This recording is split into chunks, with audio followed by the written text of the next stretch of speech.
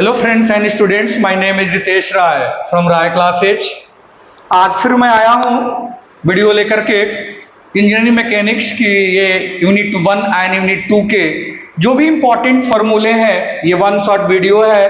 और ये सब्जेक्ट जो इंजीनियरिंग मैकेनिक्स है common for all the branches, first year student के लिए, चाहे आप किसी भी यूनिवर्सिटी हो, चाहे आप आईपीयू में हो, चाहे केटीयू में हो, चाहे आप सीसीएस यूनिवर्सिटी में हो, चाहे आप किसी भी गलगोटिया यूनिवर्सिटी, शारदा यूनिवर्सिटी में हो, ये सब्जेक्ट कॉमन है और ये बहुत ही इंपॉर्टेंट सब्जेक्ट है।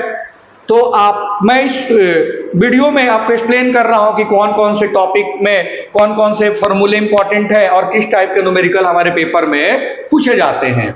ये आपका यूनिट 1 का है और अभी मैंने एक वीडियो अपलोड किया है, अब उसको डिलीट कर दूंगा, जिसमें थ्योरी के इंपॉर्टेंट टॉपिक्स है, उसमें प्रॉपर साउंड नहीं है। तो आपको साउंड के साथ बहुत जल्दी विद इन 30 मिनट को आपको वीडियो मिल जाएगी। अभी हम इंपॉर्टेंट फॉर्मूले याद कर लेते हैं। फॉर्मूले याद करने की अच्छी बात यह है कि किसी भी न्यूमेरिकल को यदि आपके फॉर्मूले आपको आता हो अच्छे से, तो कोई भी न्यूमेरिकल आप प्रॉपर क्या करोगे, सॉल्व कर लोगे। तो पहला है यूनिट 1 का resultant of two coplanar forces है। मान लो दो फोर्सेज एक पी ओ और क्यू ओ, तो उसका रिजल्टेंट होता है R equal to under root P square plus Q square plus 2p Q cos alpha, है ना।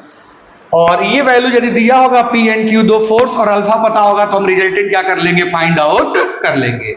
उसी तरीके से मान लीजिए हमें एंगल अल्फा फाइंड करना हो तो alpha can be written as tan inverse Q sine theta upon P plus Q cos theta. ये आपका क्या है, आपका थीटा है और ये वाला एंगल क्या है, आपका अल्फा है। ओके, ये आपका रिजल्टेंट आर है। स्पेशल केसेज जब दोनों फोर्सेज हमारा क्या हो जाएगा, इक्वल हो जाए, P इक्वल टू क्यू हो तो resultant R equal to 2p cos theta by 2 और अल्फा इक्वल टू क्या हो जाएगा, आपका theta by 2। When two forces act at right angle, मतलब आपका थीटा की वैल्यू कितना हो जाएगा, 90 डिग्री।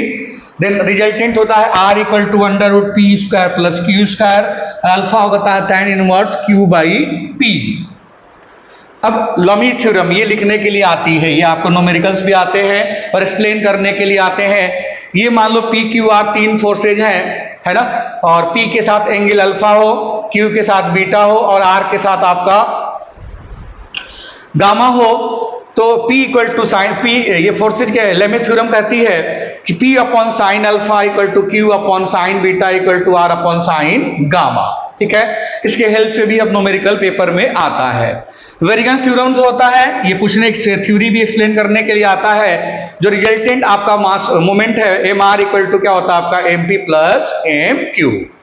अब आते हैं रिजोल्यूशन ऑफ फोर्सेज। आपको फोर्स को क्या करना होता है, रिजॉल्व करना होता है। यदि मान लो कोई पी फोर्स है और थीटा एंगल है, तो आप यदि एक्स एक्सिस पे करते हो जिसके साथ एंगल होता है कॉस होता है और वर्टिकल क्या हो जाता है, साइन होता है। तो रिजल्टेंट आर इक्वल टू क्या होता है, summation F X square plus summation F Y square. Summation F X का मतलब है कि जितने भी हॉरिजॉन्टल फोर्सेज हो, summation F X equal to P one cos theta 1 plus P two cos theta 2 plus P three cos, मतलब जितने भी फोर्सेज होंगे और जो भी हॉरिजॉन्टल उसके साथ एंगल होगा हम एफ एक्स ले लेंगे। सिमिलरली समेशन एफ वाई का मतलब है आपका जितने भी वर्टिकल साइन के साथ फोर्सेज होंगे, जैसे P1 sine theta 1 plus P2 sine theta 2 P3 sine theta 3, 4 होंगे तो P4 हो जाएगा sine theta 4। Summation F X और समेशन एफ वाई निकाल लेंगे और R इक्वल टू क्या हो जाएगा, under root summation F X square plus summation F Y square.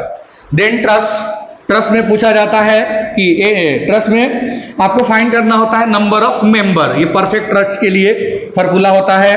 तो n इक्वल टू होता है आपका 2i माइनस 3, है ना। जो i जो होता है आपका नंबर ऑफ क्या होता है, ज्वाइंट होता है। और तो ये नंबर ऑफ i जैसे जैसे आपकी वैल्यू पता होगी हम n की वैल्यू फाइंड आउट कर लेंगे, है ना। और ये आपका फ्रिक्शन के लिए, बेल्ट फ्रिक्शन के लिए फॉर्मूला होता है T1 by T2 equal to e to the power mu theta, है ना। और म्यू जो होता है कोफिशिएंट ऑफ फ्रिक्शन होता है, और कोफिशिएंट फ्रिक्शन जैसे ये आपका फ्रिक्शन में होता है F प्रोपोर्शनल टू R, तो यहां से क्या होता है F equal to mu R. Mu जो होता है कोफिशिएंट ऑफ फ्रिक्शन और R जो होता है आपका रिजल्टेंट होता है आपका रिएक्शन। उसके बाद ये क्वेश्चन 2 नंबर का पूछा जाता है सेल्फ लॉकिंग और overhauling in screw jack. Then centre of gravity है ना, या सेंट्रॉइड के लिए हमें x बार और y बार कैलकुलेट करना होता है, और x बार इक्वल टू क्या होता है, a1 x1 plus a2 x2 plus a3 x3, जैसे जैसे और x के कंपोनेंट होंगे, plus a1 plus a2 plus a3। Similarly y bar equal to a1 i1 plus a2 i2 plus a3 i3 upon a1 plus a2 plus a3। और भी numericals आते हैं, जैसे आपके सेक्शन, मेथड ऑफ सेक्शन और support की बात कर रहा था मैं अभी थ्योरी वाले पेपर में। इसमें इंपॉर्टेंट टॉपिक्स है कि सपोर्ट में आपके दो होते हैं, मेथड ऑफ ज्वाइंट होता है और मेथड ऑफ सेक्शन होता है, उससे रिलेटेड में आपके पेपर में न्यूमेरिकल आता है। मेरे राय क्लासेज बाय रितेश राय को यदि अभी तक आपने सब्सक्राइब नहीं किया है तो प्लीज सब्सक्राइब करें, सो डैट कि जितने भी लेटेस्ट वीडियो है आप उसको प्रॉपर देख सके। आप इन टॉपिक्स को याद कर लो, फॉर्मूलों को याद कर लो, तो इससे रिलेटेड जो भी टॉपिक्स हो गए उसके न्यूमेरिकल्स आप सॉल्व कर लोगे। मैं दूसरी वीडियो होगी जिसमें इंपॉर्टेंट टॉपिक्स होगा, वो बहुत जल्दी आपको मिलेगा मेरे चैनल पे। Okay, thank you so much.